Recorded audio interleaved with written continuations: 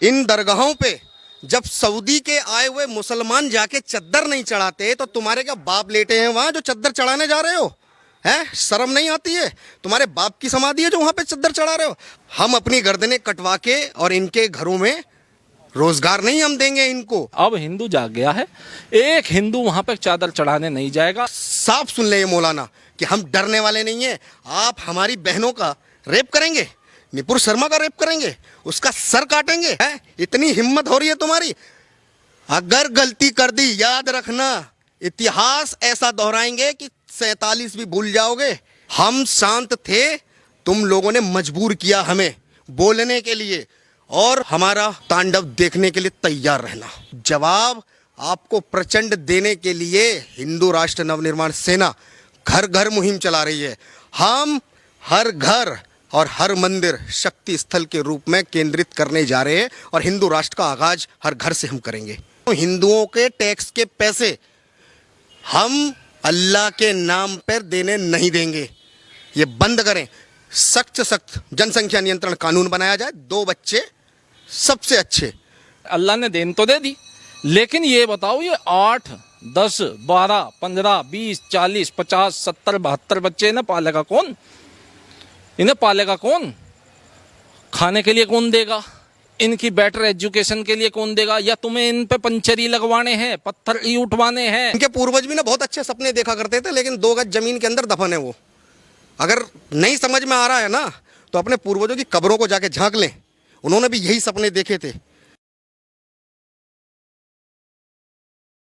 नमस्कार, मैं ऋषभ अवस्थी और आप देख रहे हैं ओ न्यूज़ हिंदी। उदयपुर की घटना के बाद जिस तरीके से हिंदुओं ने बाइकआउट करना शुरू किया अजमेर की दरगाह का, तमाम दरगाहों का, अब उनकी आर्थिक कमर टूटनी स्टार्ट हो गई है। उसके बाद वहाँ के खादिमों के बयान आ रहे हैं और उनका कहना है कि किसी भी तरह के विवादित बयान जो हैं वो दरगाह से जारी नहीं किए जाएंगे। तो क्या अब हिंदू समाज जो है वापस से वहाँ पर चादर चढ़ाना शुरू करेगा और लोग वहाँ पर जाना शुरू हो जाएंगे? इस पूरे मामले पर बात करने के लिए हमारे साथ जुड़े हुए अमित सिंह हिंदू जी, इनसे बात करेंगे और आपको दिखाएंगे पूरे मामले पर इनकी क्या राय है। अमित सिंह जी, ओ न्यूज़ हिंदी के चैनल पर आपका बहुत बहुत स्वागत है। आपका भी बहुत बहुत धन्यवाद। अमित जी, ये बताइएगा, दरगाह पर जिस तरीके से अब दरगाह की तरफ से बयान जारी किए जा रहे हैं और कहा जा रहा है कि सब भाईचारा है और वापस से हिंदू जो हैं वो किसी भी तरह का उनके खिलाफ स्टेटमेंट नहीं दिया जाएगा और अब लोगों को वापस से वहाँ आना शुरू क्या कर देना चाहिए? हिंदू जो है वापस से चादर चढ़ाने वहाँ पर जाना चाहिए? देखिए, देर से ही जागे हैं लेकिन हिंदू जाग गए हैं।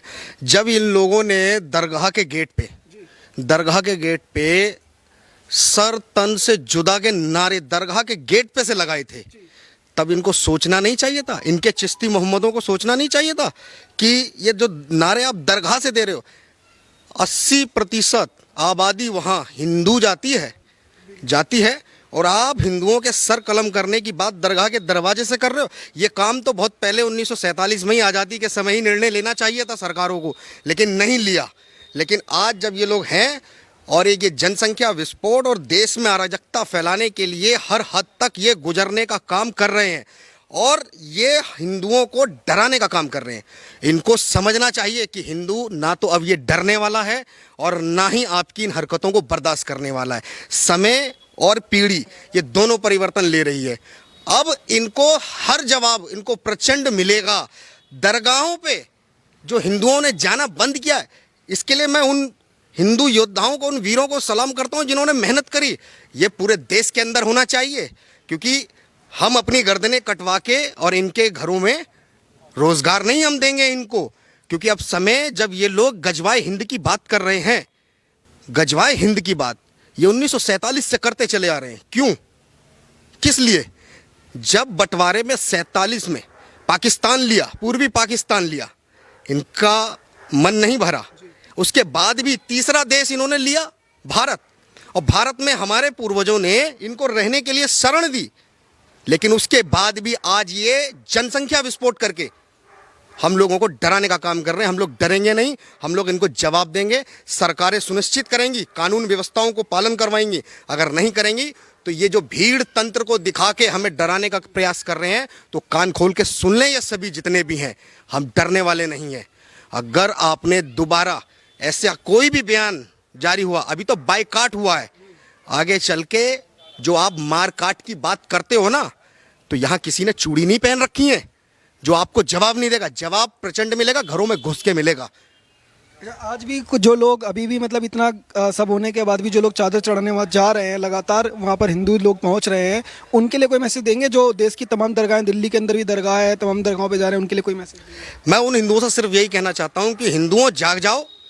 इन दरगाहों पे जब सऊदी के आए हुए मुसलमान जाके चद्दर नहीं चढ़ाते तो तुम्हारे क्या बाप लेटे हैं वहां जो चद्दर चढ़ाने जा रहे हो?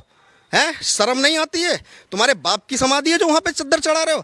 और चद्दर चढ़ाना हमने बहुत सुना है कि जब हम आज सावन का पहला सोमवार है, आज भी कुछ ऐसी गैंग निकली है कि दूध जो है शिवलिंग पे चढ़ा के व्यर्थ नहीं करना चाहिए।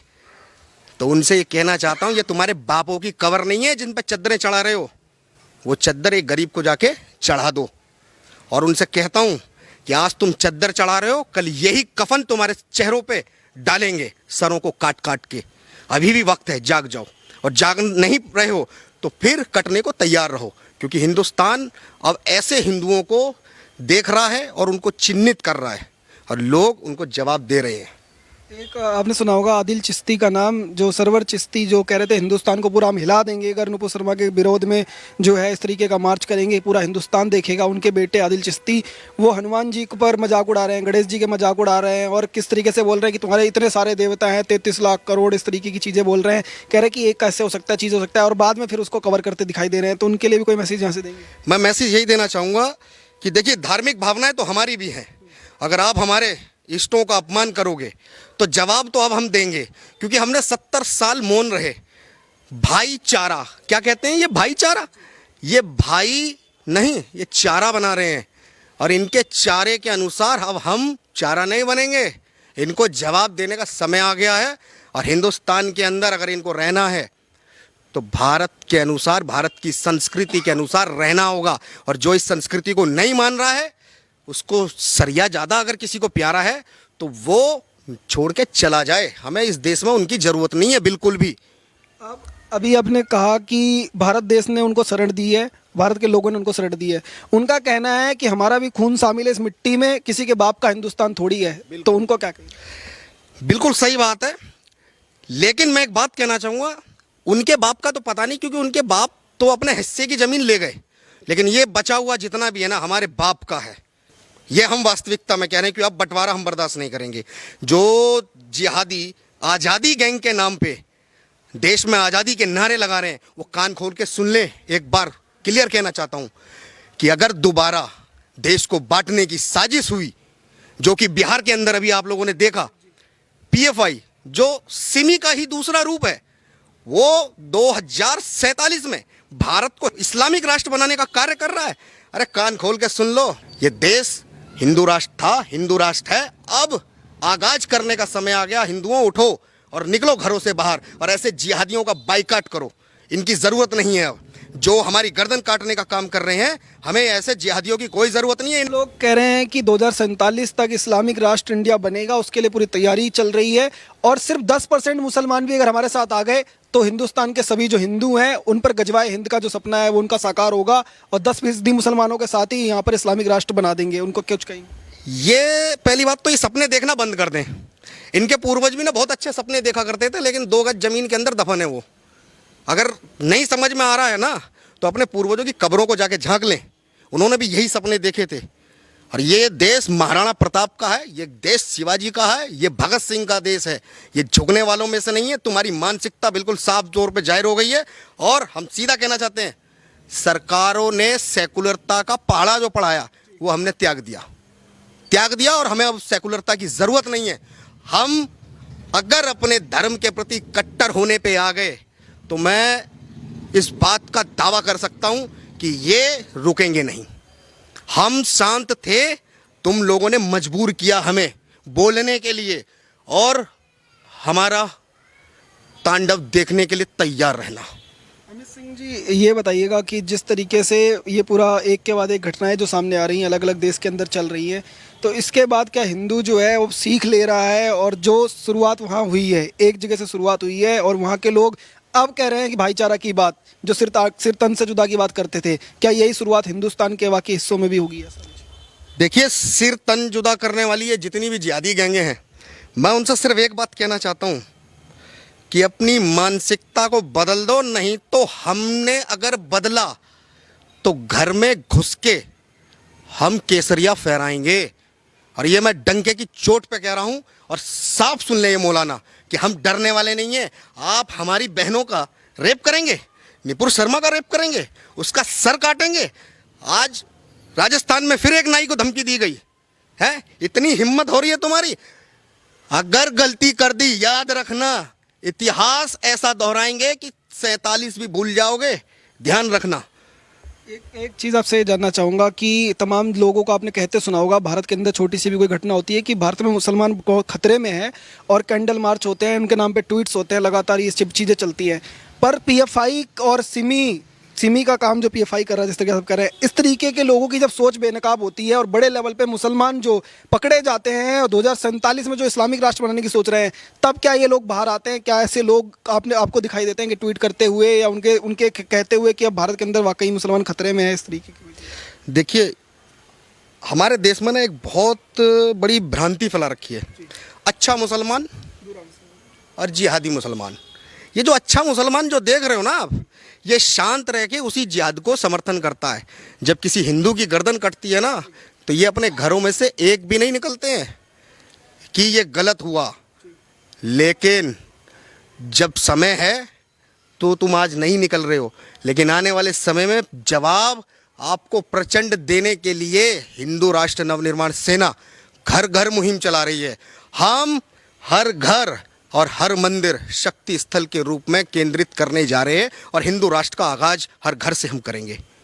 जिस तरीके से उन लोगों को ट्रेनिंग दी जा रही थी छत के ऊपर में, और ये कहा जा रहा था कि मार्शल आर्ट सिखा रहे हैं और उसके जरिए लोगों का ब्रेन वॉश किया जा रहा था और उनको तैयार किया जा रहा था एक नए तरीके के युद्ध के लिए, तो क्या ये वाकई में ऐसे लोग कभी कामयाब होंगे, या लोग जो हैं वो अब जाग चुके हैं और अब बदलाव की शुरुआत हो गई है? नहीं, देखिए, लोग तो जाग चुके हैं, इसमें कोई दो राय नहीं है। और जो ये ऐसी मानसिकता रख रहे हैं, उनको खास तौर पे ये सोच लेना चाहिए कि ये जो अब सदी है, ये सनातन की सदी है और ये युग करवट ले रहा है, और इनका जिहाद और जिहादी एजेंडा और पत्थरबाजी, इनका एक ही उपाय है, भारत का हिंदू राष्ट्र के लिए लड़ेगा और खड़ा होएगा, सरकारों को झुकाएगा, क्योंकि ये सरकारें हमसे हैं। हम सरकारों के संविधानिक नियमों को मान रहे हैं, लेकिन एक तरफ आप इनको मुस्लिम पर्सनल लॉ बोर्ड दे के इनको रियायत देते हो। समान नागरिकता या तो लागू सरकार करेगी, नहीं तो फिर समान नागरिकता के हिसाब से फिर हम भी जवाब देंगे, जैसे ये देते आ रहे हैं। सपा सांसद हैं शफीकुर रहमान, उनका कहना है कि जो बच्चों का ताल्लुक है, जो इस्लाम में जो कहते हैं 15-20 बच्चे जो लोग बात करते हैं, उसका ताल्लुक इंसान से नहीं है, अल्लाह से। और जब अल्लाह अगर बच्चे दे रहा है तो किसी को क्या समस्या होनी चाहिए? आप लोग विरोध क्यों करते हैं? नहीं, हम तो विरोध तो उस समय भी नहीं कर रहे थे जब शाहीन बाग के अंदर अल्लाह मियाँ ऊपर बिरयानी के पैकेट बेचते थे। जो ये बच्चे अल्लाह की देन कह रहे हैं ना, मैं साफ तौर पे कह देना चाहता हूँ, सरकारों से भी कह देना चाहता हूँ, हिंदुओं के टैक्स के पैसे हम अल्लाह के नाम पर देने नहीं देंगे। ये बंद करें। सख्त से सख्त जनसंख्या नियंत्रण कानून बनाया जाए। 2 बच्चे सबसे अच्छे। जनसंख्या नियंत्रण जरूरी है, ये विस्फोट है, इसको रोकना भी बहुत जरूरी है। लेकिन ऐसा भी तो नहीं होगा कि 4 बीवी 40 बच्चे सबके हाथ में ईंट पत्थर। ये भी तो हम देख रहे हैं। ये कानून मानते कौन सा है? ये कोई कानून नहीं मानते हैं देश में। देश की संविधान और देश की संसद और राज्यसभा से पारित होने वाले कानून, ये हर कानून का विरोध करते हैं। वो कहते हैं ओवैसी जो है वो कह रहे हैं कि विरोध क्यों नहीं करें, हमारे मुसलमानों के खिलाफ जानबूझ करके भारत सरकार टारगेट कर रही है, उस तरीके कानून बना रही है ताकि इस्लाम भी खतरे में आए और मुस्लिम जो है उनके ऊपर अत्याचार हो, तो आवाज़ तो उठाएंगे और धरना तो करेंगे, शाहीन बाग भी बनेगा। मैं देखो, असदुद्दीन ओवैसी जो हैं आपके और इनके भाई अकबरुद्दीन ओवैसी, इनकी मानसिकता जिहादी आतंकवादियों की है, और ऐसे जिहादी आतंकवादी नेताओं को केवल इनका मुस्लिम समाज ही चुन सकता है। अगर ये किसी भी और क्षेत्र से खड़ा कर दो, प्रधानी के चुनाव के बराबर 2 वोट भी अगर कोई दे दे इन्हें, ऐसे जिहादी और आतंकियों को देश ने निकारना शुरू कर दिया। और इनके लिए जब तक जनसंख्या नियंत्रण कानून नहीं आएगा 2 बच्चों का, ये जब तक इनका वोट बैंक खत्म नहीं होगा। मौलाना तौकीर रजा जो है मुस्लिम नेता है, आपने फ़ोटो भी देखी होगी उनके साथ में, जो प्रियंका गांधी है उनके साथ वो आराम से फ़ोटोज़ खिंचाते हुए नज़र आते हैं। उनका कहना है कि हमारे जो धैर्य है उसकी परीक्षा ना ले हिंदू समाज, जिस दिन हमारा धैर्य टूटा तो पूरे हिंदुस्तान में महाभारत होगी। देखिए, आप अपने धैर्य की बात कर रहे हो, हिंदुओं के धैर्य से बड़ा अभी तक किसी ने धैर्य का अनुशासन दिखाया नहीं। 47 में हिंदुओं का धैर्य था। जो ट्रेनें जो लाशें भर भर के आई थी ना, हमने जो देखी थी, ये हिंदुओं का ही धैर्य था। पूर्वी पाकिस्तान में नरसंहार हुआ, म्यांमार में नंगा नाच किया इन्होंने, इन जिहादियों ने। जो आज ये रोहिंग्या हमारे देश के अंदर घुसे ना, ये जिस प्रियंका गांधी के साथ आप बता रहे हो ना, जिनके दादा खुद मुस्लिम हैं, कभी गई हैं उनकी कब्र पे एक फूल भी चढ़ाने? कभी गई हैं वो? कभी जाए ना एक बार प्रयागराज में, उस कब्र पे मिट्टी देखो ना, धूल कितनी फकरी है? क्यों शर्म आती है? क्योंकि नकली हिंदू बनना तुम्हारा राजनीतिक उद्देश्य है, लेकिन अपने बाबा को पहचानना वो उद्देश्य नहीं है। आप रॉबर्ट वाड्रा और प्रियंका वाड्रा फिर अपने नाम को बदल लेते हो, गांधी कर लेते हो। वो हमें दिख रहा है कि आप कितने बड़े हमारे हिंदुओं के समर्थन में हैं। आप बहरूपिये हो, आप सत्ता के लिए बहरूपिये हो और सत्ताओं के लिए आप रूप बदल रहे हो। और ये चीज़ें अब हिंदुओं ने देख लिया है, कौन हमारा है कौन पराया है। अच्छा, आप जैसे बता ही रहे थे कि कोई भी कानून आता है तो उसके खिलाफ प्रदर्शन चालू हो जाता है, चीज़ें चालू हो जाती है। तो अगर जनसंख्या नियंत्रण कानून भी सरकार लेकर के आती है, तो जैसे मौलाना तौकीर रजा ने कहा कि इस हिंदुस्तान के अंदर तमाम जो मुस्लिम मौलाना है वो इकट्ठे होंगे और एक बड़ा आंदोलन होगा, तो क्या इस बार जो है सरकार तैयार होगी, या हिंदू समाज के लोग जो हैं या बाकी जो लोग हैं वो समाज के लोग समर्थन करेंगे क्या सरकार अगर कानून लेकर आती है, जनसंख्या नियंत्रण कानून पूरे देश में? बिल्कुल, देश की आवाज़ है ये। जनसंख्या नियंत्रण कानून को समर्थन करने की आवाज़ है और हर नागरिक इस कानून के समर्थन में अपनी सरकारों से अपील कर रहा है कि जल्द से जल्द इसी सत्र में ये कानून को लागू किया जाए। हम लोग ऐसे जिहादी मानसिकताओं के विस्फोट का इंतजार नहीं करेंगे। 8-8, 10-10 बच्चों को हमारे टैक्स से हम खिलवाएंगे नहीं। हर 8 बच्चों के लिए आप सरकारी नौकरी मांगते हो, कहाँ से आएंगी सरकारी नौकरियाँ?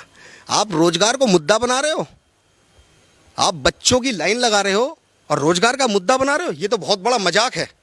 इस मजाक को करने वाला ये जो समुदाय है ना, आज इनको हम लोग सब देख रहे हैं और इनके जो नेता जो शरण दे रहे हैं, जो बरगला रहे हैं इनको, उनको भी हम लोग देख रहे हैं। और वो भी समझ जाएं कि देश का हिंदू जवाब भी देगा और आपको आपकी औकात भी दिखाएगा, क्योंकि ये हिंदुस्तान हमारे बाप का है। हमने 574 रियासतें दान में दी हैं, हम यहाँ के हैं। जो तुम आज़ादी आज़ादी करते हो ना, जिस दिन हमने अपनी रियासतें मांगनी शुरू कर दी ना, तो अफ़गानिस्तान, पाकिस्तान, म्यांमार, ये सारा हमारे पास आ जाएगा। लेकिन हम लोग देश में शांति और देश के अंदर सौहार्द ना बिगड़े, हमेशा बलिदान देते रहे, चाहे युद्धों के मैदान में दिए, लेकिन जब बात हमारी अस्मिता की आई, जब बात हमारे स्वाभिमान की आई, तो हम रणभूमि में उतरे हैं और रणभूमि में उतर उतर के हमने जवाब भी दिए हैं। और ये ना भूलें मौलाना बिल्कुल भी कि वो आंदोलन करेंगे या मौलानाओं को इकट्ठा करेंगे। इनके आंदोलन क्या होते हैं आप देखते हैं ना, इनके आंदोलन पत्थर मारना, सर को कलम करना, सर को तन से जुदा करने के नारे लगाना, ये आंदोलन होते हैं इनके।